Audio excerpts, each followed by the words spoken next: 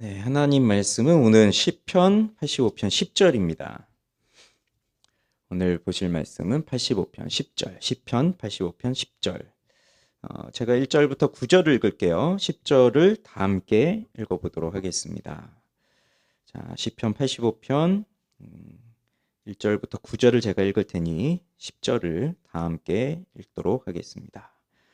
여호와여, 주께서 주의 땅에 은혜를 베푸사 야곱의 포로된 자들이 돌아오게 하셨으며 주의 백성의 죄악을 사하시고 그들의 모든 죄를 덮으셨나이다. 주의 모든 분노를 거두시며 주의 진노를 돌이키셨나이다.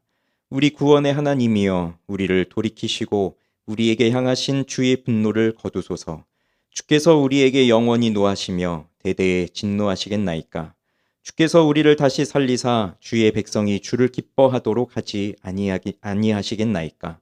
여호와여, 주의 인자하심을 우리에게 보이시며 주의 구원을 우리에게 주소서. 내가 하나님 여호와께서 하실 말씀을 들으리니 무릇 그의 백성 그의 성도들에게 화평을 말씀하실 것이라. 그들은 다시 어리석은 대로 돌아가지 말지로다. 진실로 그의 구원이 그를 경외하는 자에게 가까우니 영광이 우리 땅에 머무르리이다. 10절 다 함께. 인애와 진리가 같이 만나고 의와 화평이 서로 입맞추었으며. 아멘. 인애와 진리가 같이 만나고 의와 화평이 서로 입맞추었으며. 기도하겠습니다. 하나님 아버지 감사합니다. 수요일 저녁입니다. 오늘도 주님 말씀 앞에 섭니다. 이 말씀이 우리의 영혼을 하나님 앞에 더 가까이 나가게 하게 하시고 하나님을 경외하는 자들이 되어 주께서 베푸시는 그 놀라운 구원의 은혜를 우리가 누려갈 수 있도록 인도해 주시옵소서. 예수님의 이름으로 기도합니다. 아멘. 시편 85편 네 번째 시간입니다. 이 시편 85편을 전체적으로 보자면 바벨론 포로로 끌려갔던 이스라엘을 다시 돌아오게 하신 하나님의 구원의 은혜에 대한 찬양과 감사를 드리는 그 내용의 시입니다. 그렇지만 이 시는 그저 바벨론에서 돌아오게 하신 것만을 감사하는 내용으로 이루어져 있지는 않고요. 이들이 하나님의 전적인 은혜로 포로에서 해방되어 돌아왔지만 그런데 이들은 다시 죄를 범하게 되었거든요.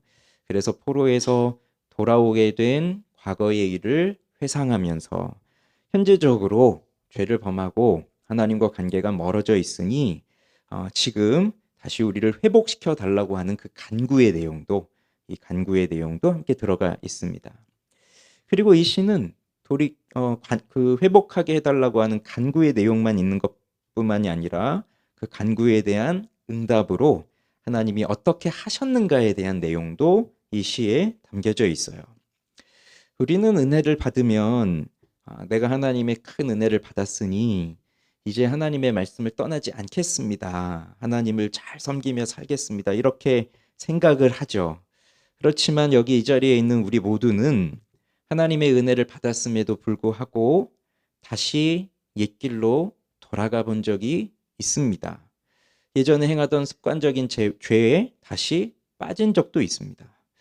자꾸 돌아가게 돼요. 옛길로, 죄로 안 하려고 했는데 또 그 길로 가고 거기 가 있는 나를 또 발견하게 되고 이게 우리 모습입니다. 그러니 사람이라는 존재는 결국 죽을 때까지 완벽하게 죄를 짓지 않고 살아갈 수 없는 존재다. 완전히 거룩함을 이룰 수 없는 존재다라고 하는 것을 깨닫습니다. 그렇다고 그것이 사람의 모습이니까 뭐 어쩔 수 없지. 그냥 죄 짓고 사는 것이 뭐 당연한 것이지. 또 이렇게 살아갈 수도 없잖아요. 그래서 우리는 이 시편 85편에서 노래하고 있는 이 내용이, 이 시인이 간구하고 있는 이 내용이 우리와 전혀 다른 아주 먼 옛날의 그 이야기만이 아니라 지금 이 시인의 간구가 바로 오늘날 우리들의 간구와도 같다는 것을 생각을 해야 합니다. 하나님을 향한 믿음과 신뢰를 가지고 과거에 하나님께서 나에게 베풀어 주셨던 은혜를 떠올리고 그 은혜를 회상하고 그 은혜를 찬송하고 지금 내가 설령 내 죄로 인해서 고난을 당하고 있다 할지라도 아니면 여러 가지 상황 속에서 여러 가지 어려움을 당하고 있다 할지라도 또 나에게 구원을 베풀어 주실 하나님의 은혜를 구하면서 간구하는 것, 이게 이 시의 내용이지만 또 우리의 내용이어야 하는 것입니다. 그러면 오늘 읽은 본문은 10절은요, 이제 후반절이 됐어요. 이 시의 후반부가 됐는데, 다시 한번 같이 읽어볼까요? 시작. 인애와 진리가 같이 만나고 의와 화평이 서로 입맞추었으며. 네. 자, 저는 이 85편에서 가장 아름다운 곳, 바로 이 10절이라 생각하고, 개인적으로도 아주 좋아하는 구절입니다. 이 85편 10절이요. 이 부분에 아주 굉장한 복음의 진리가 담겨져 있어요. 그리고 아주 풍부한 시적인 표현이 이 속에 담겨져 있습니다. 인애와 진리가 만난다.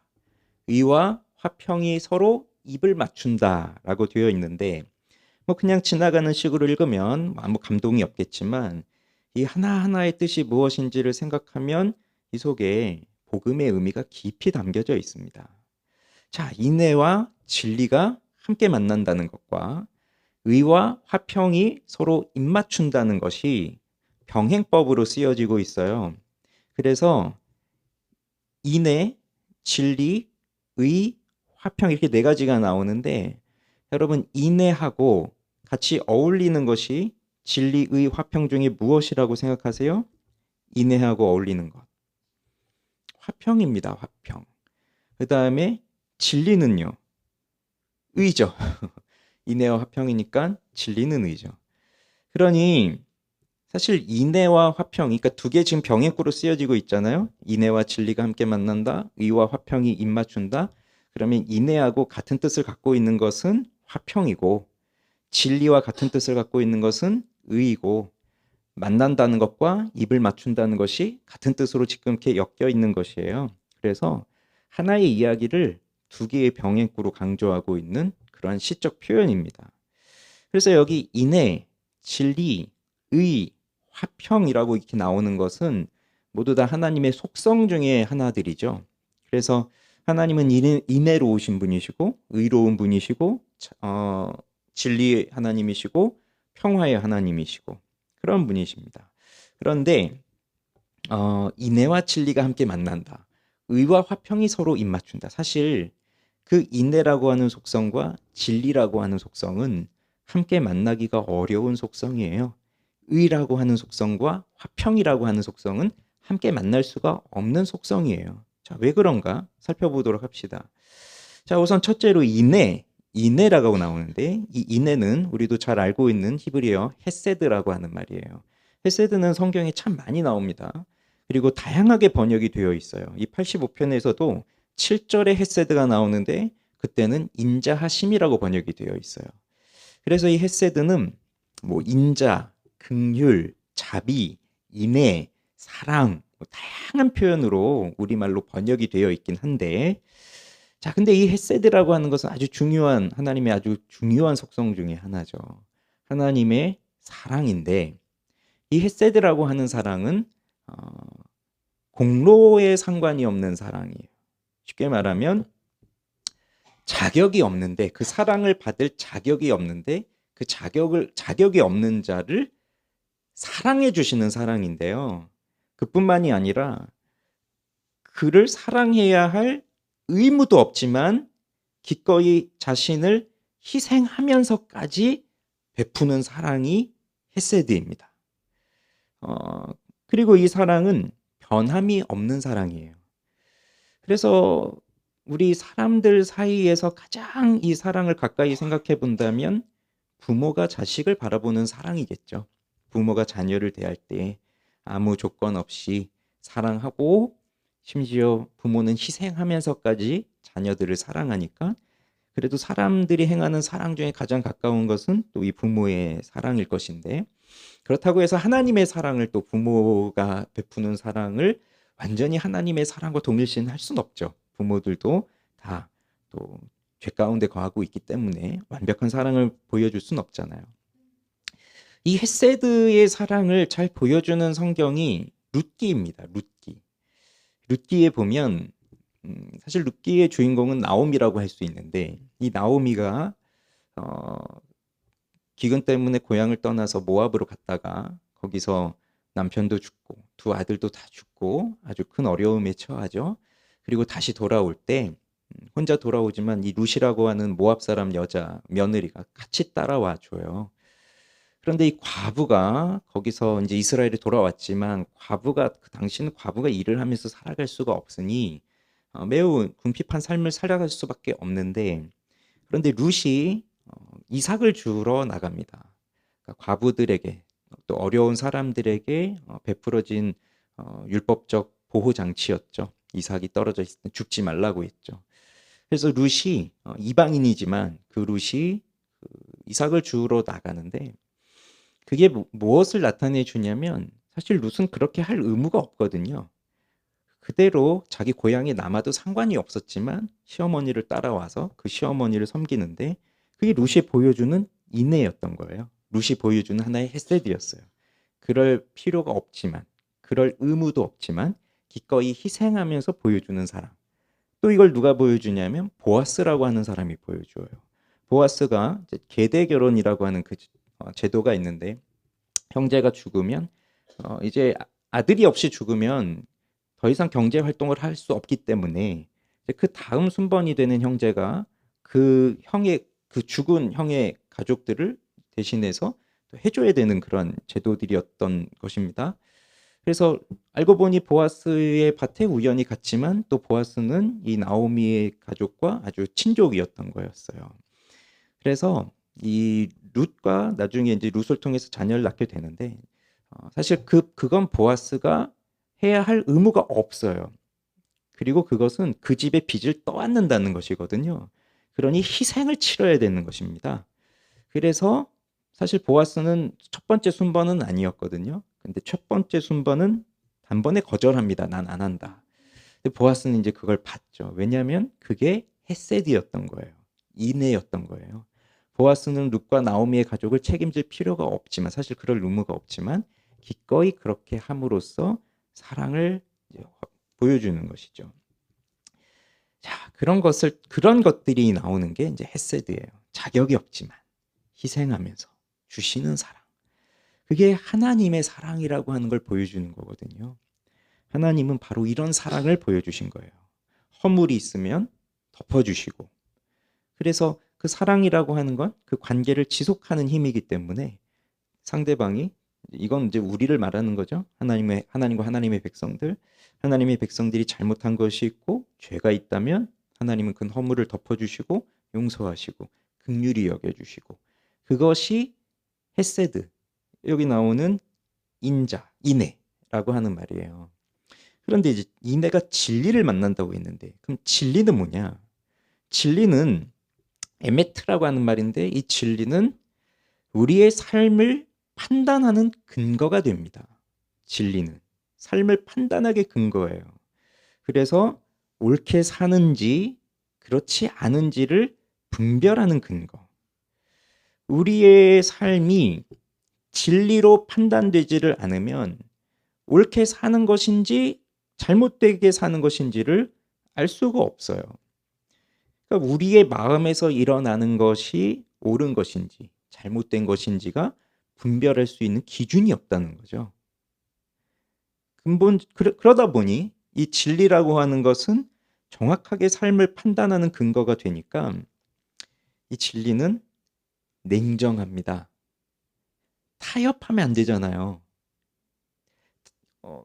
명확하게 이 사람의 삶에 대해서 올바르게 사는지 안 사는지를 딱 기준으로 놓고 딱 봐야 되는데, 여기서 뭔가 우유부단하고 뭔가 타협점을 만들어내고, 저 사람 좀 불쌍한데 불쌍하니까 저렇게 행했겠지, 좀 봐줘야 되나, 뭐 이런 것들이 생기면 그 진리는 진리로서의 가치가 사라져 버리는 거거든요.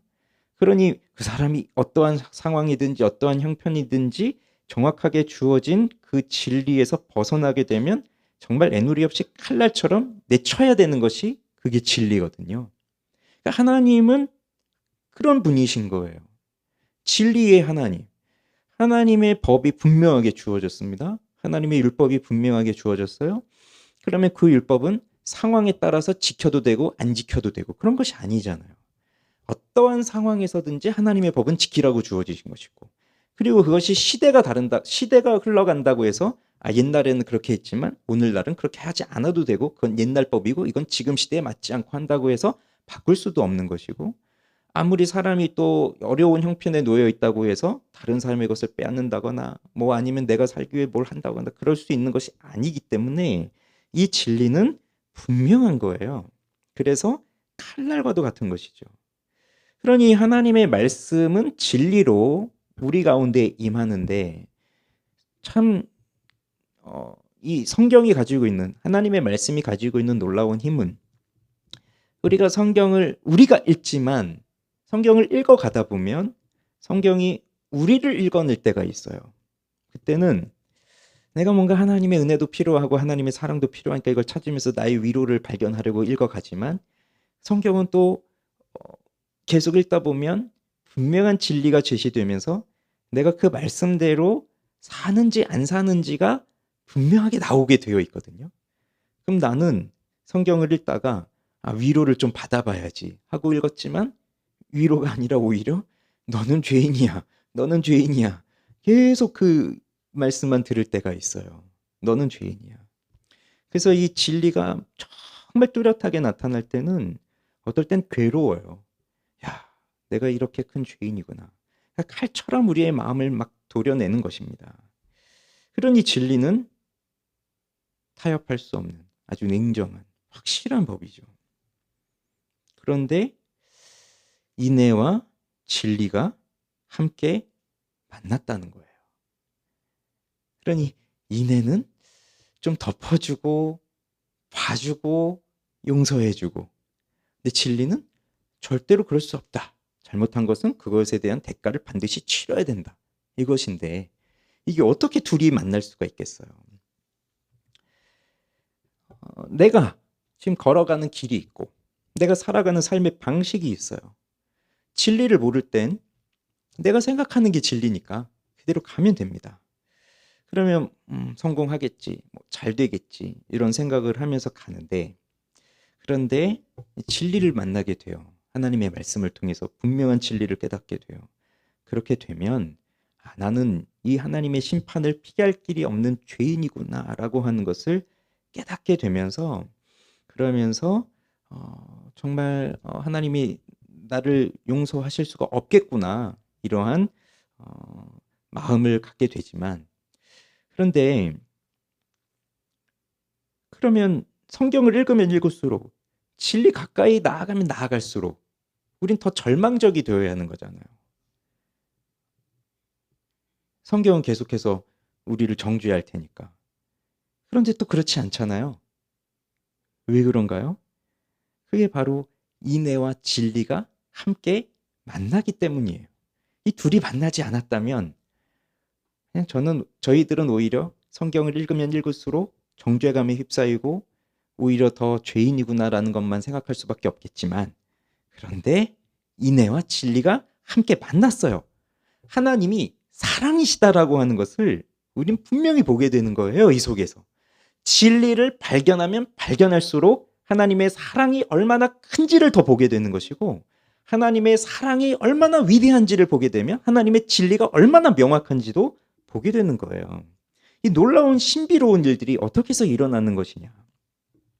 한번 생각을 해봅시다. 하나님이 아담에게 명령을 내리셨어요. 동산에 있는 모든 것을 먹어도 되지만 동산 중앙에 있는 그 선악을 알게 한 나무의 열매를 먹지 말아라. 그렇게 약속을 하셨잖아요. 선악을 알게 한 나무의 열매를 먹지 말아라. 먹으면 반드시 죽으리라. 자, 이 명령을 내리셨는데 그런데 아담이 이걸 먹었어요. 그러면 하나님은 어떻게 하셔야 합니까? 자, 우린 뭐 이야기를 다 알고 있으니 답을 다 알고 있지만 가상해보는 겁니다. 한번 생각을 해보는 겁니다. 만약에 하나님께서 아담을 불렀어요. 아담아 네가 이것을 먹었느냐? 네, 아담이 하나님이 주신 저여자급 때문에 먹었습니다라고 이렇게 했지만 아담이 바로 자기 죄를 깨닫고 하나님 제가 잘못했습니다. 용서해 주십시오라고 하나님 앞에 회개하였다면 그러면 하나님이 어떻게 하셔야 되겠어요?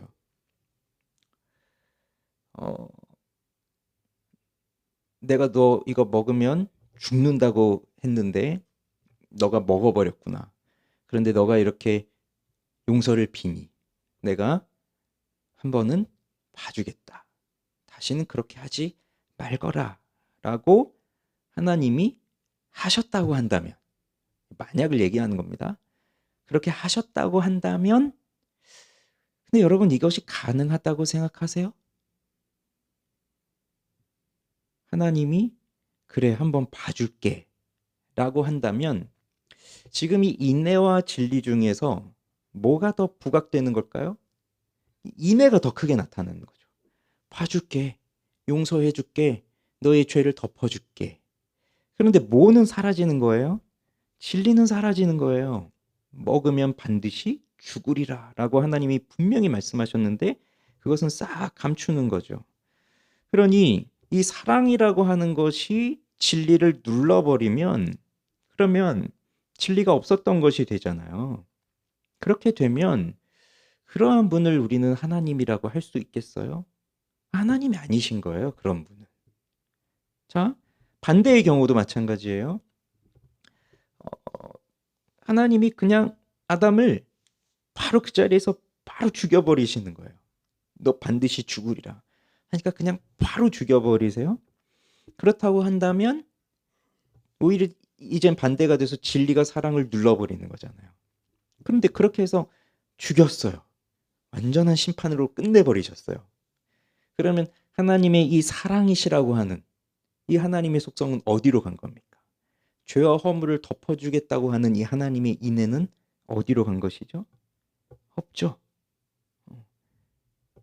그러니 인애와 진리가 함께 만난다는 것은 사실 불가능해 보이는 것처럼 보여지지만, 그러나 성경은 끊임없이 이 문제에 대해서 의문을 제기해요. 구약 성경을 보면 이것이 하나의 수수께끼로 나오는 거예요. 하나님은 분명히 말씀하셨고 법을 주셨고 진리를 말씀하셨는데 사람들은 끊임없이 그 진리에서 벗어나고 법을 어기고 죄를 행하고 이렇게 사는데, 그런데 하나님은 또 그들을 사랑하신다고 하시고 또 하나님은 그들을 벌하신다고 하시고, 그러면서 이 하나님은 그 죄인들을 벌하시는데 또 동시에 그들을 하나님의 백성으로 또 용서하시고 삼아주시는 그 일이 어떻게 가능한 것인가? 이게 계속된 수수께끼인 거예요. 계속된 의문인 거예요. 5절에서 7절도 이렇게 나오죠. 주께서 우리에게 영원히 노하시며 대대에 진노하시겠나이까? 주께서 우리를 다시 살리사 주의 백성이 주를 기뻐하도록 하지 아니하시겠나이까? 여호와여 주의 인자하심을 우리에게 보이시며 주의 구원을 우리에게 주소서. 이렇게 간구하잖아요. 근데 하나님이 너무 진리의 하나님이셔서 정말 한 번이라도 죄를 범하면 싹 쓸어버리신다면 이런 기도도 할 수 없는 거잖아요. 그런데 이런 기도만 한다면 그냥 아무 일도 없었다는 듯이 다 용서해 주신다면 그것도 하나님의 진리가 없잖아요. 출애굽기 34장에 보면 여호와라 자비롭고 은혜롭고 노하기를 더디하시고 인자와 진실이 많은 하나님이다. 인자를 천대까지 베풀며 악과 과실과 죄를 용서하리라. 그러나 벌을 면제하지는 아니하고 아버지의 악행을 자손 3, 4대까지 보응하리라. 이렇게 말씀하신다고요. 그게 이스라엘 백성들이 그 송아지 만들어 놓고 난리를 쳤을 때 그때 하나님이 진노하시면서 모세가 가서 중지하고 그때 하나님이 나타나시면서 하셨던 말씀이 바로 이것이었어요. 자비롭고 은혜롭고 노하기를 더디하고 인자와 진실이 많은 하나님이다. 그런데 벌을 면제하지는 아니하고 이렇게 하시는 하나님이세요. 그러니 진리로 죄를 벌하는 동시에 사랑으로 죄인들을 끌어안을 수 있는 방법은 무엇일까? 자, 신약은 구약에서 제기하고 있는 이 수수께끼를 명확하게 풀어주었습니다. 그리고 우리는 그 답을 알고 있어요. 바로 예수 그리스도를 통해서이죠. 말씀이 육신이 되어 우리 가운데 거하심에 우리가 그의 영광을 보니 아버지의 독생자의 영광이요 은혜와 진리가 충만하더라. 요한복음 1장의 말씀입니다. 율법은 모세로 말미암아 주어진 것이요 은혜와 진리는 예수 그리스도로 말미암아 온 것이다. 요한복음 1장에 나오는 말씀이에요. 그러니 예수 그리스도는 은혜와 진리가 충만한 자라고 말씀하고 있습니다. 여기서 은혜가 인혜고요. 진리죠. 그러니 이 은혜와 진리가 충만하신 그리스도가 오셨어요. 그리스도가 오셔서 십자가에서 죽으심으로 진리가 우리를 향하여 갖는 판단이 무엇인지를 보여주셨어요. 진리가 우리를 향하여 갖는 판단은 무엇이죠? 너는 죄인이다. 그러니 너는 반드시 죽어야 한다. 라는 것입니다. 그래서 진리대로 하면 모두 사형. 그래서 모두 다 죄의 책임을 지고 죽어야 되는 것인데, 그런데 예수님이 우리의 죄를 대신하여 죽으심으로 하나님 우리와의 관계를 회복하시는 거예요. 우리의 죄를 용서하세요. 우리의 허물을 덮어주세요. 이것이 우리를 향한 구원으로 나타난 겁니다. 아무런 가치가 없는 우리들을 향해서, 우리들을 위해서 죄 없으신 하나님의 아들 예수 그리스도가 죽으셨어요. 우리를 향한 하나님의 사랑을 확증해서 보여주신 것입니다. 이 두 가지가 십자가에서 만난 거죠. 인애와 진리가 십자가에서 만나는 겁니다. 이렇게 인애와 진리가 만났다. 자, 그 다음 의와 화평이 서로 입을 맞추었다. 이젠 이해가 되실 거예요. 아, 이거구나. 의라고 하는 것은 율법에 합치하는 정의를 말하는 거거든요. 여기서 말하는 의는 ጼ데크라고 하는. 그러니 하나님의 거룩하심의 속성이 나타나는 거예요. 의는. 하나님의 거룩하심이 실현되는 거예요. 그런데 그러한 의의 개념으로 볼 때 이스라엘 백성들은 끊임없이 의를 어기잖아요. 불의한 자들이 되잖아요. 그래서 끊임없이 범죄하고. 그럼 여기 시인도 죄를 범했고, 여기 지금 이 시인이 간구하고 있는 이스라엘 백성들도 죄를 범했고, 하나님 그렇게 용서하시고 다시 돌아오게 하셨음에도 불구하고 또 죄를 범하고, 이러니 하나님의 의를 자꾸 벗어나고 불의한 자가 되고 하니 이들에게 주어지는 건 그 율법에 합치하는 정의에 따라서 영원한 심판이 내려져야 되는 거 아니겠어요? 그런데 또 뭐라고 하는 거예요? 이 의가 화평과 입을 맞춘다고 하니 화평은 샬롬입니다. 샬롬. 그러니 이 화평은 하나님과의 관계, 아주 하나님과의 친밀한 관계. 의의 기준으로 보아서 하나님의 의에 어긋난 불법한 자들인데, 죄는 의에서 어긋나잖아요. 가지도 못하고 벗어나잖아요. 그러니 그 의에서 벗어난 불법한 자들이지만 샬롬은 하나님과의 그 죄인들이 하나가 되었다는 거잖아요. 연합이 되어지고 화해를 하고 사랑하게 되고 하나가 되어졌다는 거잖아요. 친밀한 관계가 되어졌다는 거잖아요. 그러니 이 엄청난 심판을 받아야만 하는 이 죄인들이 하나님의 샬롬을 누릴 수 있게 되었다. 이거 어떻게 되는 것이냐. 그게 바로 십자가에서 이루어진 일이라는 거죠. 사실 앞에 인애와 진리가 만난다. 그거보다 의와 화평이 서로 입맞춘다고 하는 건 약간 점진법적인 측면이 쓰여졌어요. 왜냐하면 만났다는 거는 그냥 우리가 서로 얼굴을 맞대면서 손 붙잡아도 만난 거잖아요. 그런데 여기 서로 입맞춘다는 건 키스한다는 단어입니다. 여기는 서로 입을 맞추고 뽀뽀를 한다는 얘기예요. 키스를 한다는 얘기예요. 그런데 뭐 처음 만난 사람끼리 뭐 키스를 하고 누군지도 모르는 사람하고 키스하고 뭐 그렇습니까? 그 관계는 아주 정말 친밀하고 사랑한 관계가 아니면 이루어질 수 없는 그 행위잖아요. 그러니 의와 화평이 서로 입을 맞춘다는 건 더 가까워졌다는 얘기예요. 더 확실하게. 그래서 결국 인애와 진리를 만나게 하고 의와 화평을 서로 입맞추는 것을 통해서 우리는 복음의 진수이신 그리스도 예수를 바라보게 됩니다. 이 노래를 부르고 있는 이 구약의 성도는 정확하게 인애와 진리가 어디서 만나고 의와 화평이 어떻게 서로 입을 맞추는지를 아직까지는 잘 알지는 못했을 거예요. 아직 예수 그리스도를 정확하게 본 적은 없으니까요. 그렇지만 지금 이 시대를 살고 있는 우리는 은혜와 진리로 충만하신 예수 그리스도를 통하여서 이 십자가를 통해 이 일이 어떻게 일어났는지를 우리는 정확하게 알고 있는 사람들입니다. 그 차이입니다. 그게. 칼빈은 이렇게 주석을 해요. 인애와 진리가 함께 있는 것이 의다. 인애와 진리가 함께 있는 것이 의다. 인애와 진리가 함께 있는 것이 복음이다. 인애와 진리가 함께 있는 것이 복음이다. 그러니 사랑과 진리가 또 은혜와 진리가 충만하신 분이 누구라고요? 그리스도. 그래서 그분은 진리이면서 사랑이세요. 그리고 사랑이면서 진리이세요. 그분이 그리스도예요. 그러니 그분이 우리에게 보여주신 사랑이 뭐예요? 값을 치르는 사랑이잖아요. 희생하는 사랑이라고요. 가끔 이런 생각할 수도 있어요. 하나님이 우리 죄인들을 용서하실 때 그냥 말로 용서하신다고 하셔도 되잖아요.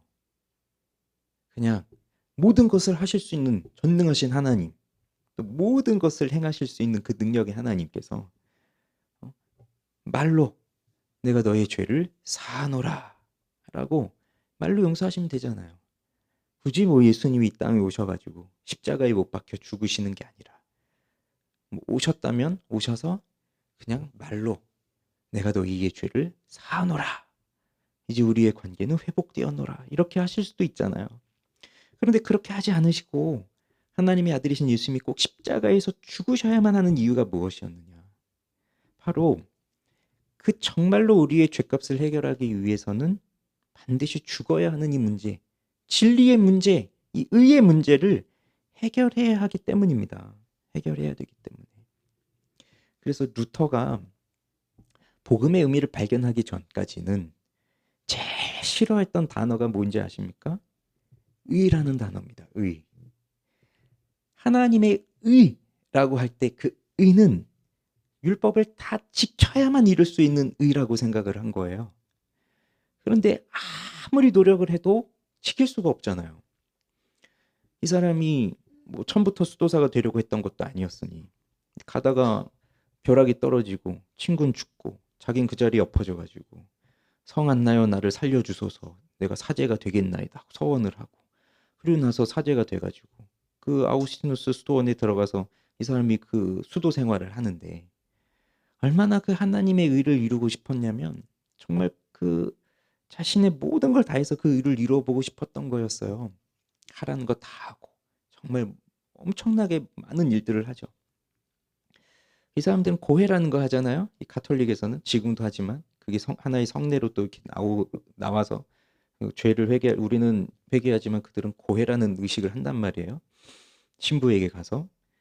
그러니 선배 수도사에게 자기의 죄를 고해하면 그 고해를 받는 수도사가 짜증을 내면서 너는 죄다운 죄를 짓고 와라 이럴 정도로 사소한 것까지 죄의식을 가지면서 제가 이렇게 했습니다. 용서해 주십시오. 이렇게 했습니다. 용서해 주십시오. 그러니 그걸 듣는 사람은 남들 다 이렇게 살고 이건 별것도 아닌데 왜 이런 거 가지고 나를 귀찮게 하니? 넌 이제 죄다운 죄를 짓고 와서 고해를 하거라. 이런 대답만 듣고 온 거예요. 로마에 가서 뭐 여러 가지를 보고 하고 오지만 풀릴 수가 없는 게 하나님의 의였어요. 그런데 하나님이 의를 요구하신단 말이에요. 우리들에게. 의를. 근데 할 수 없는 그 의를 요구하시니 결국 하나님은 우리를 죽이신 하나님이구나. 우리를 심판하신 하나님이구나. 이렇게 생각할 수밖에 없는 거예요. 그러니 더 매달려야죠. 고행을 하든 뭘 하든 그 의를 이루기 위해서. 그래서 로마서 1장에 나오는 하나님의 의라고 하는 것을 너무 싫어했고 너무 힘들어했어요. 그러나 이제 복음의 의미를 깨달았습니다. 그 의가 무엇인지 정말 깨닫게 된 거예요. 하나님의 의가 무엇인지. 바로 예수 그리스도를 통해서 주어진 하나님의 의란 말이에요. 예수님이 이루신 의를 우리에게 전가시켜 주셨어요. 그러니 하나님의 의가 나타났어요. 복음에는 하나님의 의가 나타났어요. 믿음으로 믿음에 이르게 하는 하나님의 구원하는 능력이 그 하나님의 의를 통해서 나타난 거예요. 예수 그리스도를 만나기 전에는, 이 복음의 의미를 깨닫기 전에는, 인애와 진리가 서로 만나고 의와 화평이 서로 입맞춘다라고 하는 이 복음의 진리를, 은혜를 깨닫지 못하고서는 도무지 이해할 수 없는 이 하나님의 의가 이제 나타난 거예요.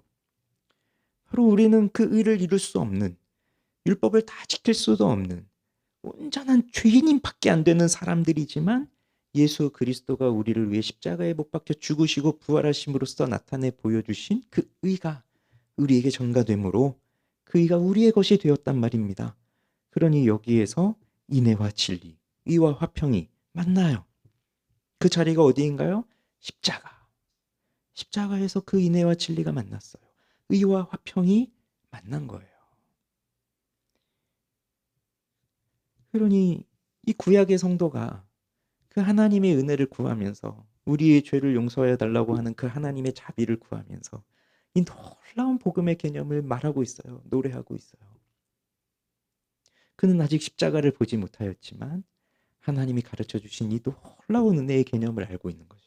우리가 어떻게 해서 구원을 받는지를 알고 있는 거예요. 그냥 말로 되는 것이 아니구나. 왜? 하나님의 진리는 분명하게 살아있으니까. 하나님의 의는 분명하게 지켜져야 되니까. 그러니 그 죄를 범한 죄인이 있다면 그 대가를 치러서 하나님의 더럽혀진 명예를 회복해야 되고, 하나님의 무너진 그 주권을 회복해야 하는 그것이 나타나야 되니까. 그런데 그 누구도 그것으로 구원을 이룰 수는 없어요. 모두가 다 죄인이니까. 그러니 죄 없으신 분이 필요한 것이고, 바로 그분이 성령으로 잉태되어 이 땅에 오신 하나님의 아들 예수 그리스도이신 것이고, 그러니 즉 하나님께서 이 죄의 문제를 해결하시고 신이 하나님이 죽으시고 우리에게 이 구원의 길을 열어주시는 이 십자가, 지금 우리는 알고 있는 겁니다. 우리에게 명확하게 주어졌으니까요. 그러니 이제 우리가 결론 적용을 해보면, 자, 사랑과 진리는 우리의 인생 속에서도 함께 하기가 어려울 때가 많아요. 자, 사람은요, 어떤 사람은 사랑을 더 강조하는 사람이 있고요, 어떤 사람은 진리를 더 강조하는 사람이 있어요. 그래서 진리의 측면을 더 강조하는 사람은 조금이라도 자기가 정해놓은 진리라고 하는 틀에서 벗어나게 되면 바로 정죄하게 되죠. 우리 복음 중심 3 공부를 하잖아요. 그 첫 번째 시간에 그런 거 다루었었잖아요. 비방하잖아요. 남을 비방하게 된다고요. 나하고 뭔가 조금만 맞지 않으면, 내가 정해놓은 규칙들하고 맞지 않으면 비방하게 돼요. 그러니 너무 진리를 강조하는 거죠. 그런데 반대의 사람도 있어요. 너무 사랑을 강조하는 거예요. 사랑을 강조하다 보니까 진리가 아무것도 아니에요. 좀 어겨도 뭐 그럴 만한 이유가 있었겠지. 괜찮아. 우린 사랑해야 돼. 우리 교회니까 더 사랑해야 돼. 근데 그것도 잘못된 거죠. 정의를 완성하는 것이 아니면 참된 사랑이 아니라고 아우구스티누스가 말했어요. 그런 것처럼 너무 사랑을 앞세워서 진리를 뭉개버리면 그것도 참된 정의가 아니죠. 그러면 우리는 어떻게 인애와 진리가 만나고 의와 화평이 입맞추는 삶을 살아갈 수 있을까? 우선 진리를 사랑하는 삶을 살아야 합니다. 우리는 진리를 사랑하는 삶을 살아야 돼요. 사랑을 싫어할 사람은 없어요. 사랑은 다 좋아해요. 사랑받는 것도 좋아하고 사랑하는 것도 좋아하고. 그러니 우리에게 사랑을 베푸시는 하나님, 사랑의 하나님이 우리에게 모든 것을 주십니다. 우리가 필요한 걸 주십니다. 이렇게 말할 때 그걸 막 받든지 안 받든지 그건 뭐 본인이 할 것이지만, 근데 사랑의 하나님 자체를 부정하고 싫어하고 거부하고 그러지는 않는다고요. 그 사랑을 내가 안 받으면 안 받았지, 그렇다고 해서 사랑의 하나님 자체를 욕하지는 않잖아요. 하나님이 사랑이시라는데. 그러니 사람들은 기본적으로 사랑하면 좋아하는데, 그런데 하나님은 그 사랑이시지만 진리가 있으시기 때문에 분명히 우리의 삶에 믿음의 규칙과 생활의 교훈을 주십니다. 그래서 이 성경이 믿음의 규칙과 삶의 교훈이 담겨져 있는 책이거든요. 그러면 우리가 무엇을 믿어야 하는가, 우리가 어떻게 살아야 하는가라고 하는 분명한 기준이 제시되고 있는 거예요. 진리가 분명하게 나타나고 있는 거예요. 그러면 사람들은 뭔가 기준이 주어지고 진리가 주어지고 뭔가 법이 주어지면 거부감을 먼저 가져요. 나하고 맞으면 그걸 또 받아들이지만 나한테 조금이라도 힘들다? 내가 그걸 지키는데 내 자유를 빼앗기는 것 같다라고 생각하면 그럼 이제 힘들어져요. 싫어해요. 그러니 진리를 사랑하면서 사는 것은 사람들이 사실 좋아하진 않아요. 여기서 말한 진리는 절대적 진리, 하나님의 진리. 그러니까 내가 만들어 온 기준을 진리로 삼아서 하는 걸 사람들은 좋아하지만 하나님이 명하신 진리를 따라 사는 것은 좋아하지 않아요. 왜 그러냐면 하나님의 진리는 나를 때로 괴롭게 하니까. 그러나 중요한 것은요. 은혜 가운데 살아가고 있는 신자는 이렇게 나를 찌르고 쪼개고 해부하고 도려내는 진리를 사랑하는 사람입니다. 내가 이 진리를 사랑하지 않고 있다면 나는 은혜에서 멀어져 있는 상태예요. 내가 은혜 가운데 있다면 은혜는요, 자연스럽게 하나님의 진리로 나를 이끌어 가는 거예요. 그래서 은혜라고 하는 걸 우리가 오해하시면 안 되는 게 은혜가 그냥 뭐 내 기분 좋게 해주고 내 감정을 풀어주고 그냥 마음을 좀 따뜻하게 해주고 우린 그런 걸 은혜라고 생각하지만 사실 은혜는 그런 개념이 아니라 은혜는 하나님을 아는 것이에요. 하나님을 아는 것이 은혜예요. 그냥 뭐 마음 좀 따뜻해지고 눈물 좀 찔끔 흘리고 뭐 위로 좀 받고 그게 은혜가 아니라 하나님을 아는 것이에요. 우리가 예배를 드리죠. 찬양을 부르죠. 기도를 하죠. 그런데 뭔가 이렇게 마음이 뜨거워지고 감동이 오고 마음에 감동이 오고 그래서 뭐 위로를 받고 마음이 편해지고 하고 돌아갔는데 우린 그걸 은혜라고 착각한다고요. 근데 그런 건 은혜가 아니라고요. 뭐 영화 보고 드라마 보고도 마음 따뜻해지고 눈물 흘리고 위로를 받는데 그건 어디서도 가능한 일이에요. 그럼 진짜 은혜는 뭐냐면 하나님을 아는 것이에요. 하나님을 알게 되었기 때문에 내 마음이 뜨거워지고 하나님을 알게 되었기 때문에 눈물이 나고 하나님을 알게 되었더니 위로가 되고 하나님을 알게 되었더니 내 죄를 보고 하나님을 알게 되었더니 내 죄를 용서하여 주셨고 이게 은혜라는 것입니다. 그러니 은혜 가운데 있는 사람은 진리를 더 사랑하게 되면서 더 하나님을 알고 싶어서 하나님께 나아오는 것이고 더 진리를 찾아요. 그리고 진리는 나를 또 책망할 때가 있죠. 그래서 모든 성경은 어떻게 된 거예요? 하나님의 감동으로 된 것으로 교훈과 책망과 바르게 함과 의로 교육하기에 유익하다고 했잖아요. 그러니까 우리에게 뭐 좋은 얘기만 하시는 게 아니라 때로는 책망도 하고 교훈도 하고 하시는 거예요. 그런데 그럴 때 난 또 기쁜 거예요. 아, 나의 잘못을 이렇게 가르쳐 주시는구나. 그런데도 나를 이렇게 사랑하시고 나를 또 인도해 주시는구나. 용서하시는구나. 거기서 하나님의 사랑이 나오니까. 그러니 진리의 빛에서 멀어지면 멀어질수록 우리는 점점 더 육체를 사랑하게 됩니다. 그래서 육체의 욕망에 빠져 살아가게 돼요. 그래서 결국 이 인애와 진리가 만나는 삶을 산다는 것은 의와 화평이 입을 맞추는 삶을 살아간다는 것은 우리가 은혜 가운데 거할 때, 즉 진리 가운데 거할 때 가능한 거예요. 불순종에 빠져서 죄에 빠져 있는 죄인에게는 이 둘이 함께 할 수가 없어요. 그렇지만 우리가 은혜와 진리 가운데에 거하게 될 때는 이 둘이 우리의 삶에 아주 가깝게 나타납니다. 그래서 진리의 빛으로 나오길 힘써야 돼요. 빛이라는 것이 어두움 속에 들어와서 어둠을 밝히는 거잖아요. 그래서 하나님의 말씀은 빛으로 임하는 것이고 요한복음 1장부터 예수 그리스도를 뭐라고 했어요? 빛이라고 하셨단 말이에요. 어두움에 있는 우리에게 빛으로 오셔서 우리를 비추시는 거예요. 그래서 말씀은 우리에게 조명되어지는 겁니다. 빛으로. 그리고 그 말씀은 우리가 감화를 받아요.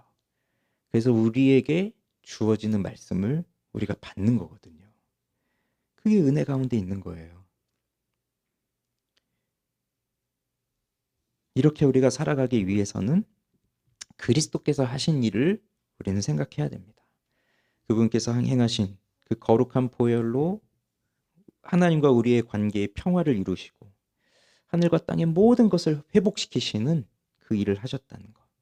그래서 우리가 받아야 할 그 모든 죄의 대가를 예수님이 받으시고 그 십자가에서 죽으실 때 바로 이 사랑과 거룩함이, 인애와 진리가, 의와 화평이 그 십자가에서 입을 맞추었다는 것을 기억하면서 우린 살아가야 됩니다.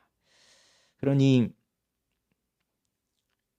이 십자가에서 이 놀라운 구원의 은혜가 나타났다는 것을 우리 모두가 생각하면서 날마다 그리스도의 십자가를 바라보고 살아가야 돼요. 십자가 위에서 보여주신 이 은혜를 생각하면서 살아가야 돼요. 그러니 우리 늘 그렇게 기도하는 자들이 되기를 원합니다. 진리 가운데 서는, 진리를 사랑하는, 하나님을 더 알고 싶어하는, 하나님의 은혜를 더 깨닫고자 하는, 그 하나님의 뜻 가운데 서고자 하는, 나에게 베풀어 주신 그 인애와 진리가 무엇인지를 알고자 하는 그 은혜 가운데 나를 인도해 주셔서 하루하루 지날수록 하나님을 더 사랑하고 하나님의 은혜를 깨닫도록, 그리고 이렇게 살아오지만 자꾸 진리를 사랑하는 것보다는 육체의 욕망을 따라 살기를 더 좋아하는 나의 모습을 또 보면서 하나님, 나는 아직도 이 정도밖에 안 되는 사람이니 또 나를 불쌍히 여기셔서 육체의 욕망을 따라 사는 게 아니라 진리를 더 알고자 하는 그 열정을 허락해 주셔서 그 앞에 살아갈 수 있도록 도와달라고 하는 은혜가 우리에게 필요해요. 그러니 오늘도 그런 은혜를 구하면서 우리 주께로 나아가기를 원합니다. 기도합시다.